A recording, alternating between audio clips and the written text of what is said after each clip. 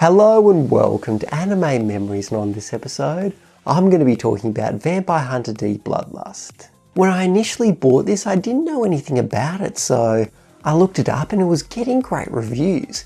It mostly had 8s and 9s, which back in the mid-2000s was pretty impressive. So I put it in and it was so fucking boring. My god, I hated every second of it. Once it was over, I put it back on my shelf thinking that I'd never watch it again. However, my curiosity was piqued recently since I never stopped to ask why. Why did I find it so dull when it was rated that highly? When I started this YouTube channel, I knew that I'd get around to answering that at some point, and it's finally time to do that. So, let's get into it. In the distant future, people make sure to stay indoors when the sun sets, because that's when vampires come out to feed. However, the situation is gradually improving due to the amount of human bounty hunters that are looking to make some money by killing these monsters. There is one mercenary that's different from the others though, as he had a vampire for a father and a human mother. This hybrid is named D, and his most recent job is tracking down a girl that's been kidnapped by an extremely powerful vampire. It was interesting. I thought I'd have to pay careful attention, maybe even watch it a couple of times to figure out why I hated this. But it hit me almost immediately. The opening 2 minutes act as an introduction to the bleak setting, and they do it without any dialogue. As I was in my late teens when I first saw this, I can understand how this would have seemed dull to me, but as an adult I can appreciate this more. It begins by panning over a series of houses with crosses on them, demonstrating that the people of this town live in immense fear. Then you see a carriage with some terrifying horses go by, giving you an idea why the humans are scared. Finally, it goes into this young woman's room where there's some lovely, vibrant red roses that wither away and die when a vampire bursts in, which demonstrates that any sign of life here can be easily destroyed. I get that these are observations that anyone could make, however, I thought they provided a good indication of how fantastic the visual storytelling is. They use the animation to create a scene that's easy to follow, even for someone like me that isn't overly analytical. It's beautifully done, and every time the movie goes into the realm of visual storytelling, that's when it's at its best. Although in between these types of scenes, there's lots of long, slow-moving moments where people are just talking. Again, in my late teens, this would have been incredibly uninteresting, but I'm at the stage in my life where I can enjoy more dialogue-heavy films, and there are some great conversations in here where the characters discuss whether what they're doing is morally right, and if vampires and humans could coexist. However, for each moment of proficient writing, there's another where it gets lazy and relies on exposition. Whenever somebody's backstory comes up, instead of showing the audience what happened to them, they just rattle off a 1-minute explanation.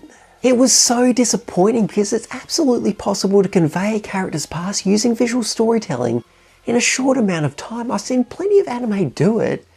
However, they chose not to do that here, and the movie suffers for it. While the script was pretty average, one of the more stronger elements is the amazing action set pieces. There's some superhuman level fighting here. Each character has different weapons and powers, which keeps everything exciting.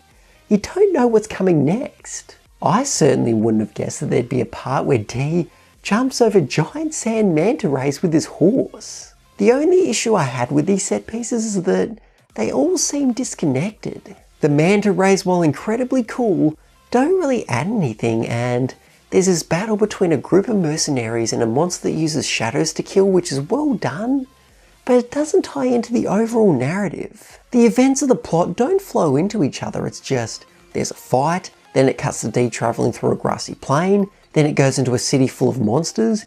It all seems like a series of separate incidents that happen to contain the same people. Many of these scenes fail to give the story any meaningful development, and because of that, it ends up being more simplistic than it should be. It mostly boils down to a girl gets kidnapped and a guy tries to bring her back. The only thing that makes it slightly more complex is that it's revealed that the girl may be staying by choice. The dynamic she had with her vampire captor was pretty fascinating, but it wasn't enough to make up for the shoddy writing. Now, I've already talked a lot about the visuals, however, there's quite a few points that I haven't covered yet. One of them is the artwork, which is really solid.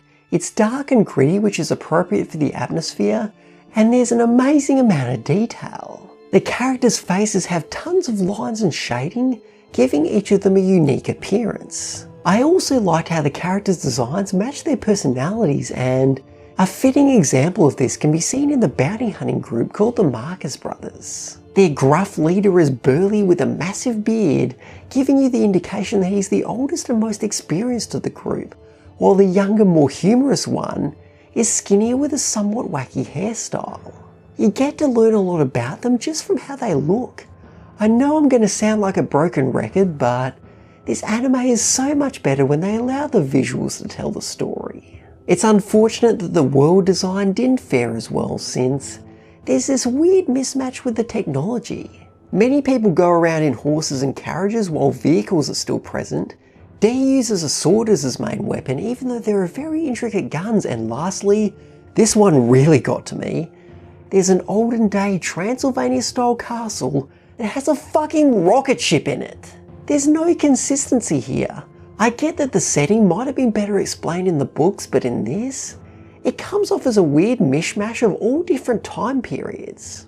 And speaking of things that are out of place, we have Dee's left hand, which has somehow become self-aware. He doesn't fit with the tone at all. While everyone else has a mostly serious disposition, he comes along and starts acting like a stand-up comedian. Look, I know I'm a parasite, but haven't I always been a helpful parasite? Now, you may not care if you die from heat, but becoming a piece of beef jerky is not a lifelong ambition of mine. Although I have to admit that I laughed at some of his jokes. He helped lighten the mood, which otherwise would have been very gloomy. Honestly, I'm still unsure whether I like him or not. I guess the best thing I can say about him is that his presence didn't detract from the anime at all. The protagonist D goes in the completely opposite direction of his extremely eccentric hand, as he barely shows any emotion at all, making it very difficult to relate to him. His only compelling aspect is more about his race than his personality. As a vampire-human hybrid, he doesn't fit in anywhere. The humans don't trust him and the vampires look down on him. It was an interesting, albeit simplistic, look at how mixed-race children can be mistreated by people from both sides. When it comes to the soundtrack, its primary goals are to build tension and make the action seem more exhilarating. It can be overbearing. There was this one song with a choir that was so over the top that it was almost comical, although outside of those few iffy parts, the music's used effectively. They also used ambient noise fairly well. During the dialogue, you can hear this light whistling sound of the wind going through, and it adds to the desolate nature of the environment. I came out of Vampire Hunter D Bloodlust way more positively than I did the first time. It has a number of good qualities and it ends on a surprisingly heartwarming note, but it's ultimately brought down by its over-reliance on exposition and disconnected narrative. While I'm glad I saw it again, I don't see myself wanting to watch it a third time. It's an average film that you might like if you're a massive fan of vampires, however it's not going to be worth sitting through for most people. So anyway, thank you very much for watching. If you enjoyed this video, please leave a like. If you have any feedback, please leave a comment, and if you want to see more, feel free to subscribe as well. Thanks again, and I'll see you next time.